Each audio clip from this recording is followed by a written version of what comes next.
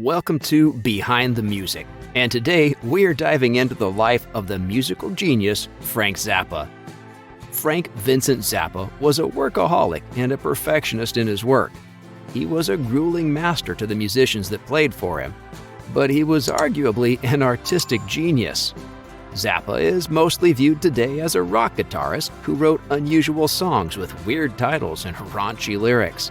But very little is known of more serious aspects of his musical career of nearly 40 years.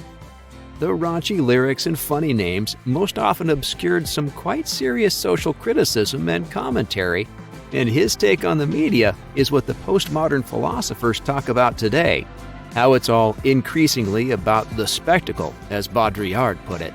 And Frank would add, and not about the music. Zappa said the advent of MTV heralded the death of real music, how the emphasis had shifted to the video content and less the music. He was right, I believe, but that's a debate for another time. Suffice it to say that Zappa's social criticism is today found only in the likes of Bob Dylan, someone who, unusually, Zappa respected enormously. Zappa contributed uniquely to the avant-garde, anti-establishment music scene of the 60s, sampling radio tape recordings and putting his own philosophical ideas and ideals into his music. He was unique in his eclectic music output. Zappa's family background he described as poor. There had been no musical background to speak of at home, but he got some instruction at school in drum rudiments. He was playing on anything that made a sound until his dad hired a snare drum for him. It didn't last because the family couldn't afford the hiring fee. Eventually, Dad got him a drum set, a week before his band's first gig. Despite this background, there's teen Frank Zappa going to the library and checking out books on music theory and notation. That says so much about how serious it all already was to Frank. He clearly knew from an early age where he was headed. Evidently, this is a common trait for those few people we label genius. Whatever musical work Zappa was busy with, he wrote all the instrument parts note by note. You have to respect him for that as a modern musician, regardless of whether you like his work or not. Look at the original Black Page, as scored by Frank's pen, and you'll know. And here's a thing that few people know. Zappa's first piece of written music was an orchestral piece, not a rock and roll song. It was written by Frank on a blackboard. Then it was played by his school's orchestra. An orchestral piece written and performed at a very young age. That takes some doing. But what really got Frank going was an editorial in a magazine about the salesmanship of Sam Goody, of Sam Goody's record store. Zappa was 14. Sam could sell anything, it said. He could even sell records by Edgar Varese. The article went on to describe the cacophony in dreadful terms. The description stuck with Zappa, and he knew he had to hear it. Frank eventually came across the vinyl in a furniture store where they had been using Varese to demonstrate this new thing called stereo. The price on the cover was $5.95, but because it was a demo model, Frank got a $2 discount and gleefully took it home. There was a turntable in the house where Mrs. Zappa played soft music while she ironed. Frank put the Varese on. It was the first time the turntable had been switched to 33 off 78, Frank recalled. He played it loud. Mrs. Zappa screamed and banned him from ever playing it again in the living room. So Frank took the turntable to his bedroom, and Mrs. Zappa never got to listen to soft music while ironing again. It's particularly noteworthy that a teen of Zappa's background should gravitate so early to the very extremes of Varese. But who better there might be to follow than the father of electronic music? Zappa simply stated that regular classics like Beethoven and Mozart didn't interest him at all. As regards his influences on the opposite side of the musical spectrum, Frank was hanging out with an old school friend and listening to rhythm and blues records. The school friend was later to become Captain Beefheart, and they would collaborate a few times in their respective musical careers. He formed the Ramblers when he was about 14. It was a racially mixed group with black and Mexican players. Sadly, a little before its time, it seemed. That didn't go down so well, and the band didn't last. But it wasn't long before Zappa's skill in writing music got him a job scoring for a film. He earned enough to buy himself a guitar, and the rest is history. Then it was the Mothers, which soon became the Mothers of Invention. They played a bit around LA, but when the band moved to New York, things changed for them. They got a gig at the 300-seat Garrick Theater, doing 2 shows a night, 5 nights a week. Their show consisted of complex music, accompanied by performances, a lot of it with Zappa conducting, and various members of the band acting out ludicrous scenarios. Zappa was certainly the first rock artist to incorporate performance in his music. There have been a few since, maybe only the likes of Laurie Anderson, The Residents. Zappa had rehearsed the Mothers of Invention to play a few little numbers by Stravinsky and Varese, both living classical composers at the time. When the audience called for their return to stage at the end of the show, Zappa would play one of these numbers as a reserved stage encore, and they would launch into some obscure modernist piece, because no one would want to hear any more from the band after that. Frank maintained the theatrical element right through to later rock performances. His stage antics suited the often bizarre lyrical content of his songs, but his stage behavior was unpredictable and demanding on his musicians who didn't know where he was going next. In 1969, the Mothers of Invention disbanded. Frank decided that was it and just folded the band with no advance notice to anyone. It came as a shock to all, and it seems that Frank didn't like the idea of being an employer having to pay steady salaries. Of course, under Zappa's stewardship of the band, this is exactly what they had come to expect. Ian Underwood just bought a new car on account of having a steady salary. Today, there would be raging Twitter threads about this one, and I don't think Frank would have fared well in that debate. Arguably, Frank would be labeled a narcissist today, or not. He did quite seriously do a feasibility study to see if he might make it to be President of the United States. Pierre Boulez, who conducted some of his work, said that he's probably the only contemporary musician to have achieved fame in 2 distinct genres of music. But where do we place Zappa? As a rock musician? A jazz musician in later years? To place him as a modern serious composer is easy. And if we place Zappa as a jazz musician and a composer, it is in the rhythmic complexity that he makes his statement more than in the harmonic aspects of his work. The Black Page is one of his most famous pieces.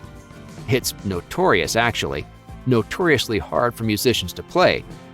It originated with jokes made by studio musicians about the sheets they would typically get from Zappa as black pages.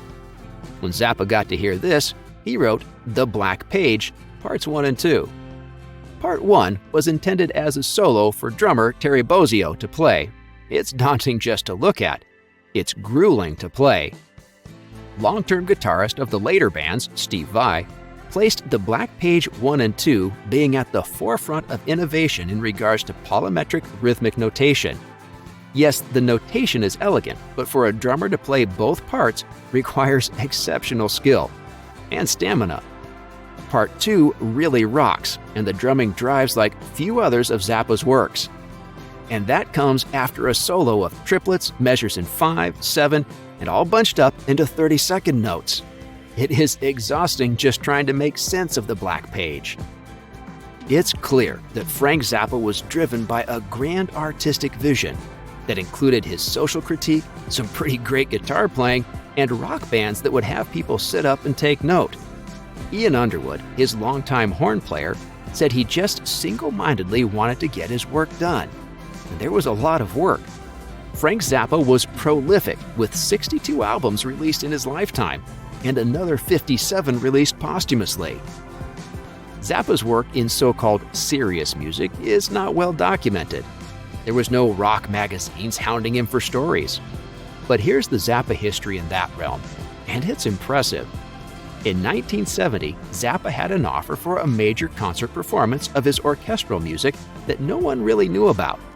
During 5 years with the Mothers of Invention, Zappa had been scribbling music down when they were on the road. That material became the soundtrack of 200 Motels. But Zappa was offered an orchestral performance of this work with the Los Angeles Philharmonic, conducted by the esteemed Zubin Mehta. After the concert, Rolling Stone's David Felton said that Zappa had broken fresh wind among the suffocating old toads of classical music. Maida and the Philharmonic were simply new lab toys for his mad genius, and they became better people for it. Rolling Stone, July 9, 1970. Orchestral Favorites is an album by Frank Zappa, first released in May 1979 on his own Discreet Records. The album is entirely instrumental and features music performed by a 37-piece orchestra recorded at the UCLA campus with conductor Michael Zerut. There were 2 nights of live concert performances and an additional day of recording sessions without the audience.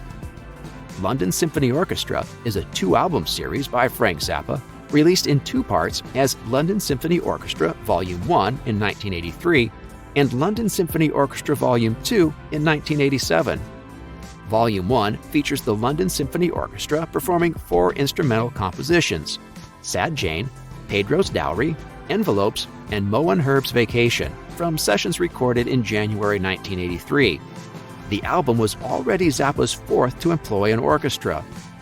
The album was recorded using a digital 24-track recorder. It was one of the earliest digital multi-track recordings of an orchestra.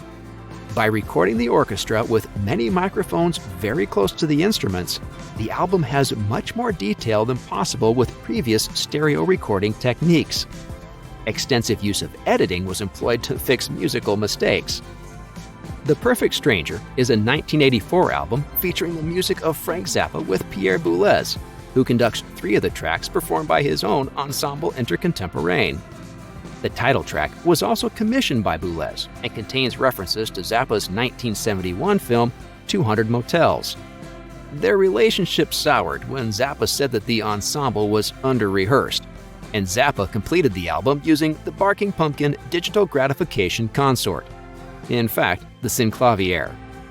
And if we're talking of Zappa's social commentary, we find it in his orchestral works too. The track Jonestown is a reference to the 1978 Jonestown Massacre, where cult leader Jim Jones drove his followers to commit collective suicide. In the 1990s, Zappa devoted most of his energy to modern orchestral works and synclavier works. Shortly before his death in 1993, he completed Civilization Phase 3, a major synclavier work which he had begun in the 1980s.